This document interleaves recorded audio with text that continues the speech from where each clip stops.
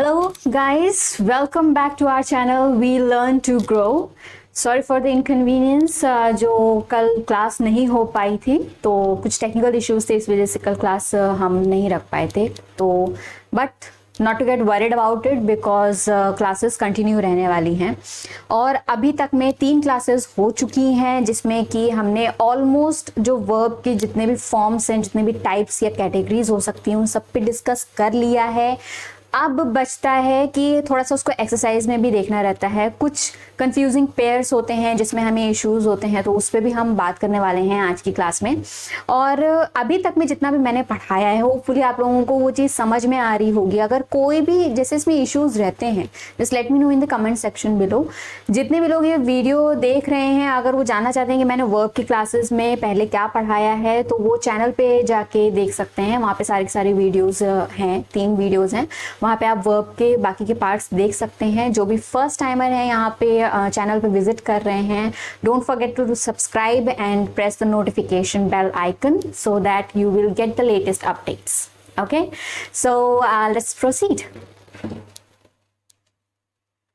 Okay, आज हम लोग मेन वर्ब के बारे में पहले तो बात करेंगे कि मेन वर्ब अभी तक में जो हमने हेल्पिंग वर्ब के बारे में बात की है, मार्जिनल ऑक्सिलरी वर्ब के बारे में बात की है, मॉडल्स के बारे में बात की है, प्राइमरी ऑक्सिलरी वर्ब के बारे में बात की है। मेन वर्ब में एक्चुअली में हम उनकी बात करते हैं जो एक्चुअली में एक्शन को डिनोट करता है। हेल्पिंग वर्ब्स क्या होते हैं कि उन एक्शंस को जो डिनोट कर रहा है उसमें जो सहायता करता है उसे एक्सप्लेन करने में।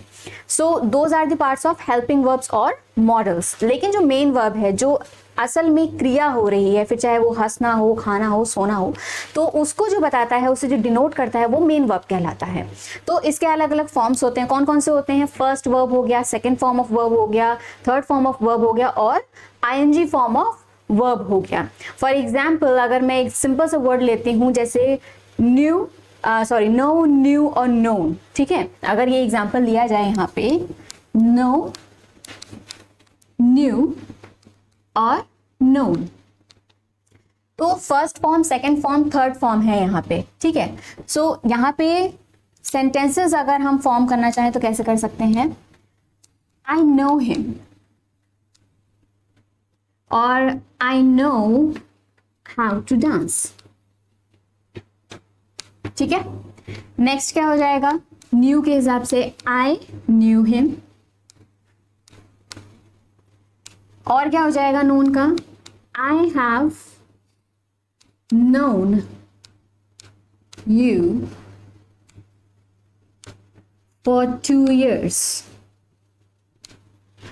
ठीक है। तो यहां पे आप 3 एग्जांपल्स देख सकते हो, फर्स्ट फॉर्म, सेकंड फॉर्म और थर्ड फॉर्म के साथ। इसी तरह से जो भी सिचुएशंस होंगी या सब्जेक्ट होगा, उसके अकॉर्डिंगली जो वर्ब हैं, फॉर्म ऑफ वर्ब्स हैं, वो भी चेंज होते हैं, ठीक है। अब आते हैं कि इसमें वर्ड्स काफ़ी ज़्यादा कंफ्यूजिंग होते हैं कि कौन से फर्स्ट फॉर्म वर्ब में लगेगा या फिर सेकंड फॉर्म वर्ब में लगेगा। तो एक्चुअली में होते हैं 3 ग्रुप। जो पहला ग्रुप होता है उसमें सारे के सारे जो वर्ड्स रहेंगे अलग अलग फॉर्म के, जैसे कि आप यहाँ पे देख सकते हो, ये जो फर्स्ट लाइन है हमारी, ये हमारे फर्स्ट फॉर्म ऑफ वर्ब है, ये हमारे सेकंड फॉर्म ऑफ वर्ब है, ये थर्ड फॉर्म ऑफ वर्ब है, ये आईएनजी फॉर्म ऑफ वर्ब है और ये S and ES form of verb हैं, ठीक है। तो इनमें ये सारे के सारे डिफरेंट आपको दिखाई दे रहे हैं, राइट। सेकंड ग्रुप वो कहलाता है जिसमें कि जो सेकंड फॉर्म और थर्ड फॉर्म रहता है वर्ब का, वो सेम हम यूज करेंगे नो मैटर व्हाट। जब हम उस पे सेंटेंसेस फॉर्म करेंगे तो उस पे हम सेकंड और थर्ड फॉर्म में हम सब्जेक्ट के अकॉर्डिंगली अगर लगाएंगे भी तो भी वो वर्ड चेंज नहीं होगा। और थर्ड ग्रुप ऑफ वर्ब ये होता है कि जिसमें first form, second form, third form आप कोई भी उसमें यूज करेंगे तो उसमें वर्ड सेम रहने वाले हैं। तो पहले चलते हैं, हम फर्स्ट ग्रुप की बात करते हैं जिसमें कि यहाँ पे वर्ड दिया गया है अराइज, जिसका सेकंड फॉर्म ऑफ वर्ब हो जाता है अरोज, जो कि हम पास्ट में यूज करेंगे। ये याद रखिएगा कि first form of verb present में यूज होता है, second form of verb past के लिए यूज होता है ऑलवेज, ठीक है। तो फर्स्ट फॉर्म ऑफ वर्ब में अगर अराइज है तो उसका पास्ट फॉर्म में क्या हो जाएगा? अरोज हो जाएगा, और थर्ड फॉर्म में क्या हो जाएगा? अराइजन, ठीक है। आईएनजी फॉर्म में क्या हो जाएगा? अराइजिंग, और S and E S form में क्या हो जाएगा? अराइजेस, ठीक है। My dad awake me at 10 o'clock in the morning. ठीक है, awake की अगर हम बात कर रहे हैं, my dad awake me at 10 o'clock in the morning. तो यहाँ पे हम क्या प्रेजेंट टेंस की बात कर रहे थे, इसीलिए हमने क्या लगाया कि यहाँ पे हमने अवेक लगाया. अब अगर हम यही पास्ट की बात करते हैं कि मैं उठी थी 10 बजे या 7 बजे करके, तो अवोक की जगह पे हम अगर वोक भी लेते हैं, वोक अप या फिर अवोक, आप इसको दोनों को एक साथ यूज कर सकते हैं. So I woke up at 7 in the morning. I woke up at 7 in the morning. So यहाँ पे second form of verb use हुआ, वेक का सेकेंड फॉर्म वोक, जैसे अवेक का अवोक है. ठीक है, तो वहां पे हमने क्या यूज करेंगे कि मैं सुबह में उठी, हम पास्ट टेंस की बात करें इसलिए हम सेकंड फॉर्म में उसमें यूज करेंगे. थर्ड आ जाता है आई got awaken early in the morning. ठीक है, तो थर्ड फॉर्म यहाँ पे यूज होगा, तो उसके पहले कुछ ना कुछ वर्ड लगना ही लगना है, कभी भी ये अकेले नहीं आ सकता है. ठीक है, तो ये चीज बहुत ज्यादा जरूरी है कि थर्ड फॉर्म जब भी यूज किया जाएगा. So I got awaken in the morning, in the early morning. ठीक है, सिमिलरली अवेकिंग में जहां पे आप जब भी जिस भी क्रिया में लग जाता है रही है या रहा है, तो वहां पे आईएनजी फॉर्म हम यूज करते हैं. And he awakes at 10 PM. Simple, अगर हम एक फैक्ट बता रहे हैं तो वहां पे हम क्या एस या फिर ईएस फॉर्म यूज करेंगे, जैसे sun rises in the east. ठीक है, सो राइजेस क्या हो गया, यहाँ पे एक फैक्ट है और उससे पहले हमें किसी भी हेल्पिंग वर्ब की जरूरत नहीं पड़ती. तो ये याद रखिए कि जब भी आप एस या ईएस फॉर्म यूज करेंगे तो उसमें आपको हेल्पिंग वर्ब की जरूरत नहीं पड़ेगी. नेक्स्ट ग्रुप जो होता है हमारा, वो होता है जिसमें कि हमारा सेकेंड फॉर्म ऑफ वर्ब और थर्ड फॉर्म ऑफ वर्ब क्या होता है, सेम होता है. दोनों ही एक तरीके से पास्ट के लिए ही यूज किए जाते हैं. कुछ वर्ड्स ऐसे होते हैं जिसमें कि आप पास्ट में भी यूज करेंगे तो वो एक्टेड ही बोला जाएगा, अगर आप उसको थर्ड फॉर्म में यूज करेंगे तो भी वो एक्टेड ही बोला जाएगा. फॉर एग्जाम्पल, ही एडमायर्स मी. ठीक है, अगेन एस एंड ईएस का फॉर्म जब हम बात कर रहे हैं तो इसमें किसी भी हेल्पिंग वर्ब की जरूरत नहीं है, तो इसके लिए क्या एग्जाम्पल हो जाएगा, he admires me. ठीक है, he is admiring me for 6 months. Okay, he is admiring me for 6 months. तो यहाँ पे कर रहा है, जहां पे आ गया तो वहां पे admiring यूज हो जाएगा. he admired me for last 2 years. he admired me for last 2 years.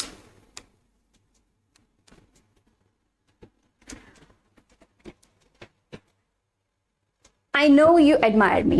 तो अगर ये सेंटेंस फॉर्म करेंगे तो हम क्या प्रेजेंट टेंस में बात कर रहे हैं. सो I know you admire me. ठीक है, तो ये अलग अलग फॉर्म ऑफ वर्ब्स हैं जिसके साथ हम अलग अलग फॉर्म ऑफ सेंटेंसेस बनाते हैं. एज द चेंजेस मेड, तो उसी हिसाब से हम सिचुएशन जैसे जैसे बदलती हैं उस हिसाब से हम फॉर्म ऑफ वर्ब्स बदल देते हैं.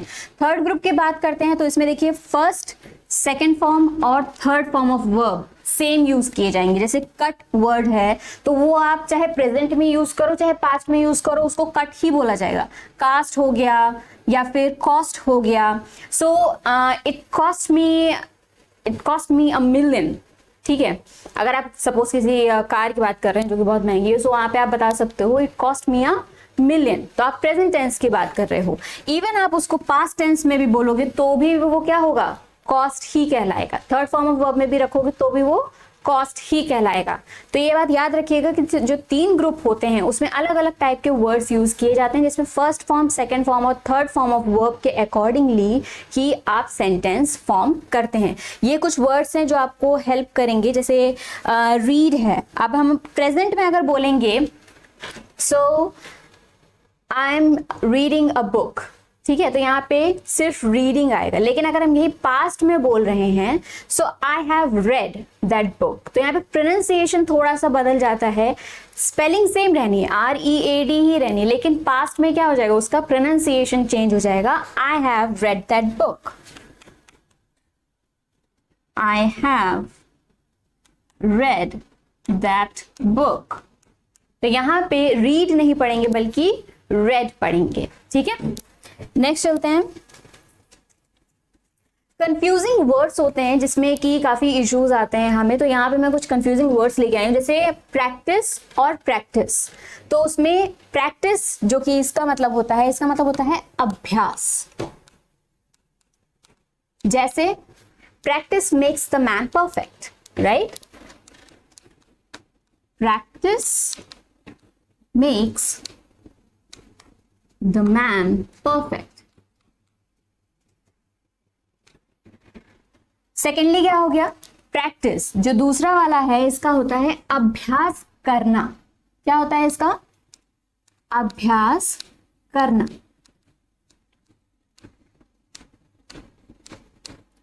ये डिफरेंस हो जाता है। जब भी हम प्रैक्टिस और प्रैक्टिस की बात करेंगे तो उसमें थोड़ा सा डिफरेंशिएशन रहेगा ही रहेगा, क्योंकि अगर प्रैक्टिस का देखा जाए तो practice makes a man perfect हो जाएगा, और अगर प्रैक्टिस के लिए हम एक एग्जांपल ले सकते हैं तो practice the questions given in the assignment. क्या हो जाएगा? Practice the question given in the assignment. ठीक, तो ये इसके लिए अभ्यास करना होगा। जो असाइनमेंट में क्वेश्चन दिए गए हैं उनका अभ्यास करना है। ठीक है, तो यहाँ पे जब यूज करेंगे तो यहाँ पे ये वाला प्रैक्टिस यूज होगा, ना कि ये वाला प्रैक्टिस यूज होगा। दोनों ही सेम प्रोनाउंसिएशन के साथ चलते हैं, मगर इनमें स्पेलिंग में सिर्फ सी और एस का फर्क हो जाता है, लेकिन जो मीनिंग है वो ऑलमोस्ट सेम है, बट एग्जैक्टली सेम नहीं है। ठीक है, नेक्स्ट आता है एडवाइस एंड एडवाइस। एक होता है सलाह और दूसरा होता है सलाह देना या सलाह करना कह सकते हैं। ओके, तो सलाह देना यहां पे हो जाएगा। ठीक है, डू नॉट एडवाइस मी, मतलब सलाह मत दो मुझे। जो ये वाला वर्ड होगा इसके लिए क्या कर सकते हैं? Do not advice me.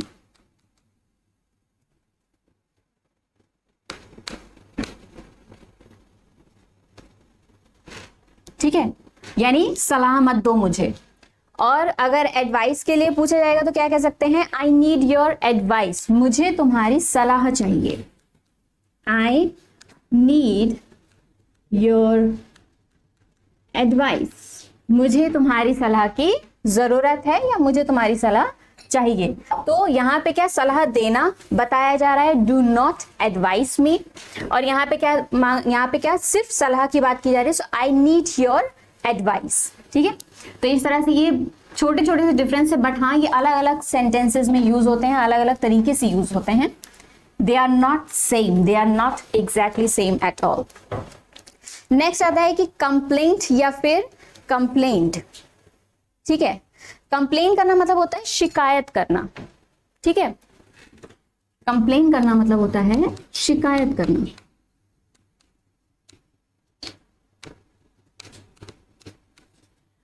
Complaint, शिकायत। ठीक है, इस पे भी अलग अलग सेंटेंसेस हम फॉर्म कर लेते हैं। सो ही कंप्लेन्ड अगेंस्ट मी। ठीक है, ही कंप्लेन्ड अगेंस्ट मी, ये वाला जो है ही कंप्लेन्ड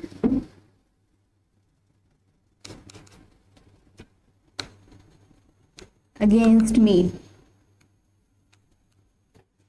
उसने मेरे खिलाफ शिकायत की। तो शिकायत करना या शिकायत की को यहां पे हम यूज करेंगे, पास्ट फॉर्म में है इसलिए चेंज हो जाएगा। सो शिकायत करना is complain, he complained against me. अब अगर कंप्लेंट के ऊपर हम लगाते हैं तो क्या कह सकते हैं? आई have lodged a complaint against him, मैंने उसके खिलाफ शिकायत दर्ज की। आई have lodged a complaint against him. ठीक है, सो कंप्लेन के लिए, शिकायत करने के लिए क्या हो गया? ही कंप्लेन्ड अगेंस्ट मी, और जहां पे शिकायत की या शिकायत करना यूज हो रहा है तो वहां पे कंप्लेंट हो जाएगा। और कंप्लेंट यानी कि शिकायत के लिए जब यूज होगा तो आई have lodged a complaint against him. ठीक है,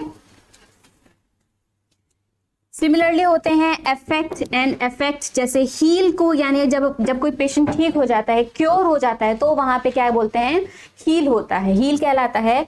जबकि जो ये हील होता है, इसका मतलब क्या होता है, एडी।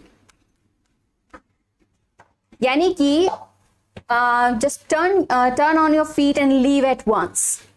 ठीक है, तुरंत अपनी एड़ी पे मुड़ो और बाहर निकल जाओ। ठीक है, छोड़ के चले जाओ ये room.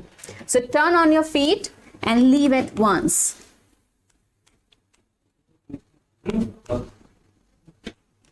And leave at once. ठीक है, जबकि इसका क्या हो जाता है, क्योर। ठीक है, the patient has been healed, patient ठीक हो चुका है। नेक्स्ट क्या आता है, इफेक्ट। और इफेक्ट का हम देखते हैं तो उसमें bad weather affects your health and the effect is cough and cold. एक ही सेंटेंस में आप इसको देख सकते हो, bad weather affects your health and its effect यानी प्रभाव क्या है, is cold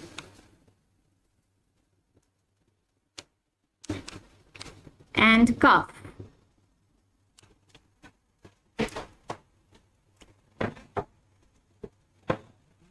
ठीक है, तो यहाँ पे इफेक्ट जो फर्स्ट वाला है वो क्या कह रहा है, असर करना, और दूसरा क्या है, परिणाम या फिर प्रभाव डालना।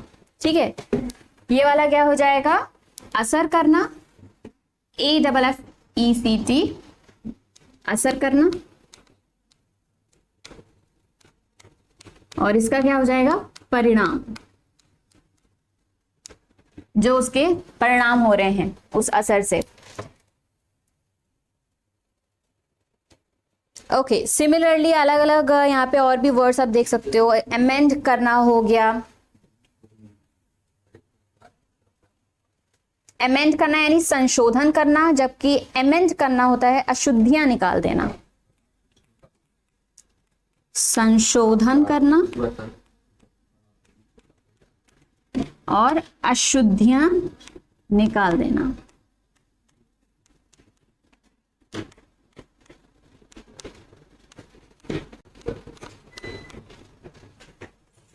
अमेंड का मतलब होता है संशोधन करना। जो AMEND जो वर्ड है उसका क्या मीनिंग हो जाएगा, संशोधन करना। लेकिन EMEND का मतलब क्या होता है, अशुद्धियां निकाल देना। सिमिलरली प्रिस्क्राइब और प्रोस्क्राइब का होता है, जिसमें प्रोस्क्राइब का मतलब क्या होता है, पाबंदी लगाना।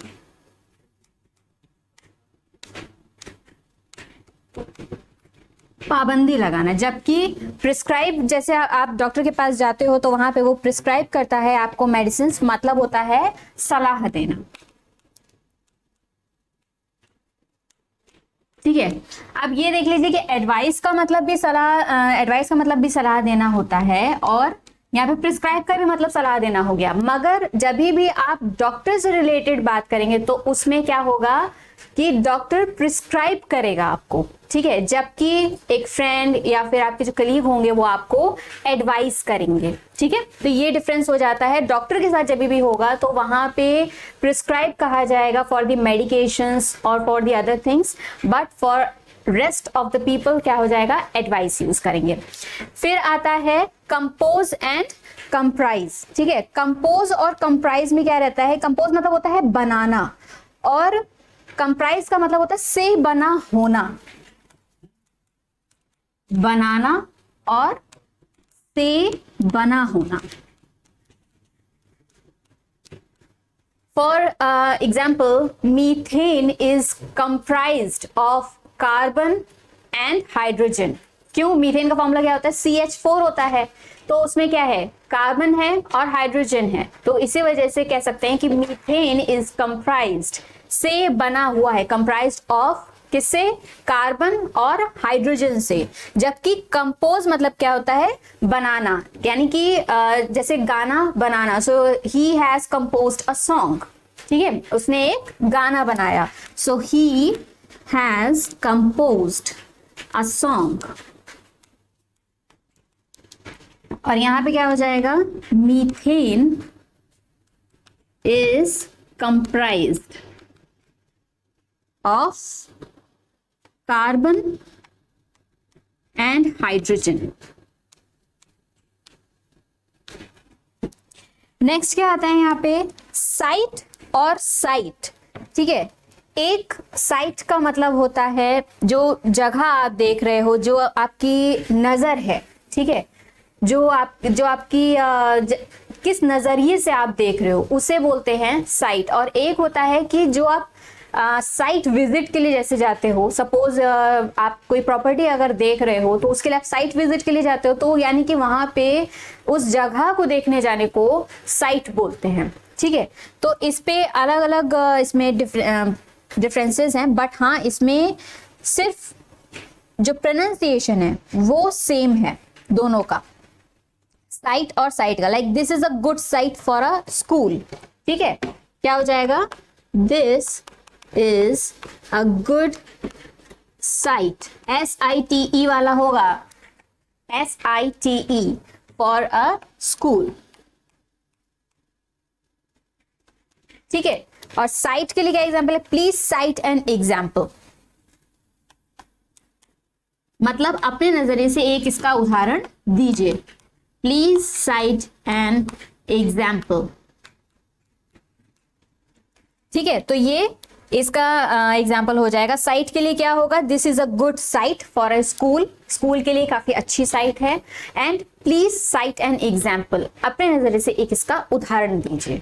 ठीक है, तो ये चीज हो जाती है। साइट CITE मतलब नजरिया, और SITE मतलब आप जब किसी जगह की बात कर रहे हो, किसी लोकेशन की बात कर रहे हो। फिर आता है बात की एनवेलप और एनवेलोप में क्या डिफरेंस होता है। सो एनवेलप इज एक्चुअली जब आप कहेंगे ढकना, ठीक है, या आवरण करना, तो उसे एनवेलप कहते हैं। ठीक है, आवरण करना या फिर ढकना।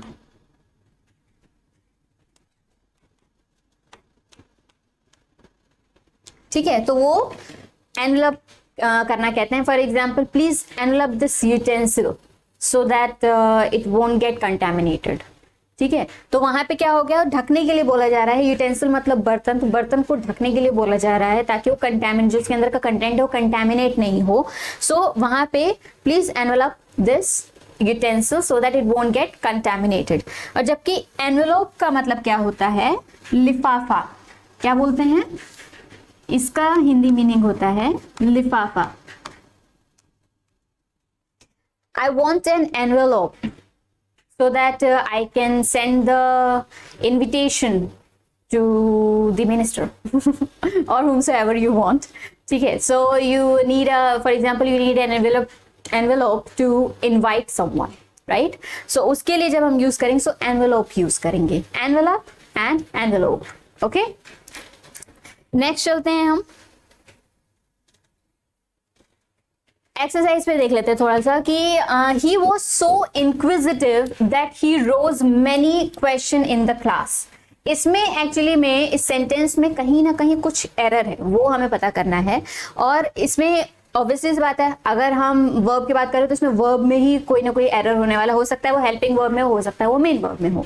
ठीक है, तो अगर यहाँ पे है फॉर एग्जांपल ए पार्ट में है, तो यहाँ पे ए पार्ट इसमें से गलत हो जाएगा, लेकिन वो क्या है वो हमें निकालना है। So he was so inquisitive that he rose many questions in the class. वो इतना ज्यादा इंटेलिजेंट है कि वो क्वेश्चन क्लास में बहुत ज्यादा क्वेश्चन करता है। मगर यहाँ पे गलती क्या है, रोज। रोज क्या होता है, राइज का पास्ट फॉर्म या फिर सेकेंड फॉर्म कह सकते हैं, लेकिन यहां पे क्या हो जाएगा, रेज्ड हो जाएगा। ठीक है, that he raised many questions. तो यहां पे जो गलती है वो यही है कि यहां पे रेज्ड यूज होगा, ना कि रोज। ठीक है, क्यों, क्योंकि ये पास्ट टेंस में बोला जा रहा है, मगर यहाँ पे फॉर्म कौन सा दिया गया है, थर्ड फॉर्म दिया गया है, राइट। जबकि जो ये रोज वर्ड यूज होगा वो किस में होगा, उसमें फर्स्ट और सेकंड फॉर्म ऑफ वर्ब में यूज होगा। ठीक है, सिर्फ और सिर्फ एक्चुअली में देखा जाए तो सेकंड फॉर्म ऑफ वर्ब में यूज हो सकता है, बट हाँ रेजन का जो फॉर्म है पास्ट फॉर्म वो रेज्ड हो जाएगा, ठीक है। इसलिए यहाँ पे जो गलती है वो इसमें सिर्फ और सिर्फ रेज्ड की दी गई है। नेक्स्ट है he was born of poor parents but brought up in an affluent family। मतलब क्या हो गया कि वो भले ही एक गरीब परिवार में पैदा हुआ मगर एक जो उसकी परवरिश हुई है वो ऐसा लगता है जैसे किसी एफ्लुएंट फैमिली, किसी अच्छी फैमिली में हुई हो, ठीक है। तो इसमें का क्या चीज हो जाएगा, यहाँ पे थर्ड फॉर्म ऑफ वर्ब लगेगा bear to produce of spring. तो यहाँ पे क्या हो जाएगा, बॉर्न यूज होगा, जबकि जो टॉलरेट का होता है उसका बॉर्न होता है। यहाँ पे जो ये वर्ड है, ठीक है, ये वर्ड किसका एक्चुअली में फॉर्म होता है, बेयर का, जिसका मतलब होता है टॉलरेट करना, बर्दाश्त करना, ठीक है, बर्दाश्त करना। लेकिन यहाँ पे बात किसकी हो रही है, जन्म लेने वाले की। सो बेयर का जो फॉर्म होता है वो होता है बॉर्न, जो पैदा होने वाला होता है, जो जन्म लेता है, उसके लिए क्या होता है, बॉर्न कहा जाता है, जन्म, ठीक है।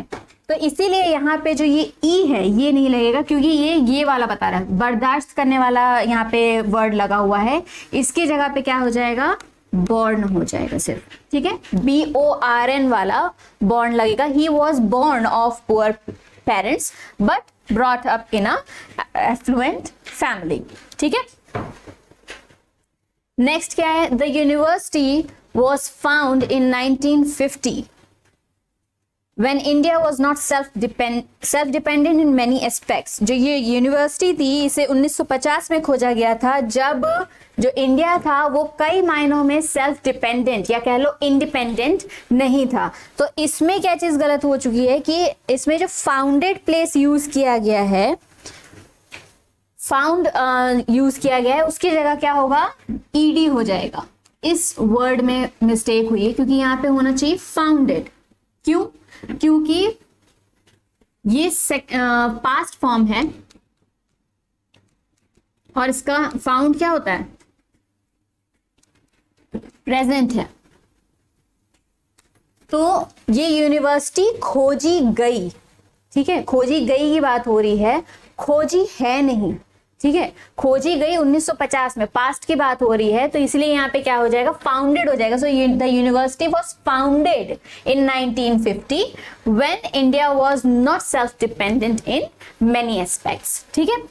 नेक्स्ट क्वेश्चन क्या कह रहा है कि complaint against him, he I complained against him as in spite of my repeated warnings he failed to mend his ways। मतलब मैंने उसके खिलाफ शिकायत दर्ज की क्योंकि मेरे लाख चेतावनियों के बाद भी, बार बार चेतावनियों के बाद भी उसने अपने तरीकों को नहीं बदला। अब इसमें क्या चीज इसमें गलत हो सकता है, वो क्या है कि जिसमें verb second form of verb या थर्ड फॉर्म ऑफ वर्ब जो कंप्लेंट का होता है वो होता है कंप्लेंट। मगर कंप्लेंट क्या है, नाउन है, तो कंप्लेंट का मतलब होता है ग्रीवेंस और अ प्रॉब्लम, ठीक है। तो इसीलिए इसमें कंप्लेंट का आई कंप्लेंड, यहाँ पे जो ये है, ठीक है। अभी हमने पिछले वाले में क्या पढ़ा था, कंप्लेंट का मतलब होता है शिकायत, आई कंप्लेंट, ठीक है। तो इसका मैंने क्या बताया था, he lodged a complaint, I lodged a complaint against him. और शिकायत करने को क्या कहा जाता है, कंप्लेन करना। तो यानी कि यहाँ पे क्या हो गया, ही कंप्लेन्ड अगेंस्ट मी। तो यहाँ पे जो इस वर्ड में, इस लाइन में क्या बोला जा रहा है, आई कंप्लेन्ड अगेंस्ट हिम, ठीक है। तो मैंने शिकायत की उसके खिलाफ, ये तो नहीं कह रहे हैं कि मैंने शिकायत दर्ज की, दर्ज तो इसमें है ही नहीं, है ना, तो शिकायत ये हो नहीं सकता।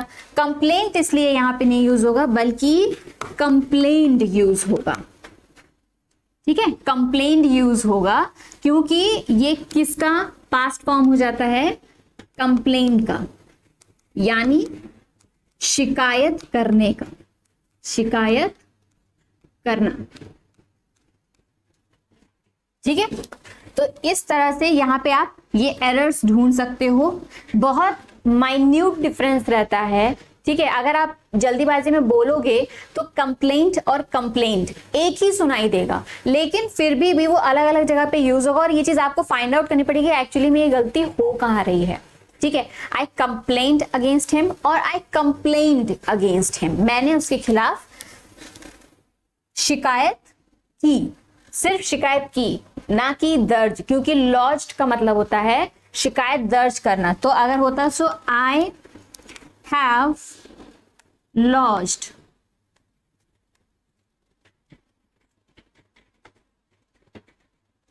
अ कंप्लेंट अगेंस्ट हिम। जब आप लॉज कर रहे हो तो यहां पे आप कंप्लेन यूज करेंगे, कंप्लेंट यूज करेंगे, और जब आप अगेंस्ट यूज करोगे उसके बाद में तो यहां पे क्या आ जाएगा, कंप्लेंट यूज हो जाएगा, ठीक है। तब ये वाला हमारा सही होगा, ये वाला नहीं होगा, ठीक है। ओके आज के लिए इतना ही, और नेक्स्ट क्लास में हम नेक्स्ट टॉपिक लेके आएंगे, बिकॉज आपका वर्ब कंप्लीट हो गया है। अगर इसके रिगार्डिंग आपको कोई भी डाउट्स होते हैं या आपकी कोई ओपिनियंस है, सजेशंस हैं, you are more than welcome to inform me through the comment box, and I would love to know them. I would love to prepare myself for the best. Okay, so thank you so much for today, and if you have liked the video, if you are liking these videos that I am doing for you guys, please like, share and subscribe the channel. Okay, so thank you so much and have a nice day. Bye bye.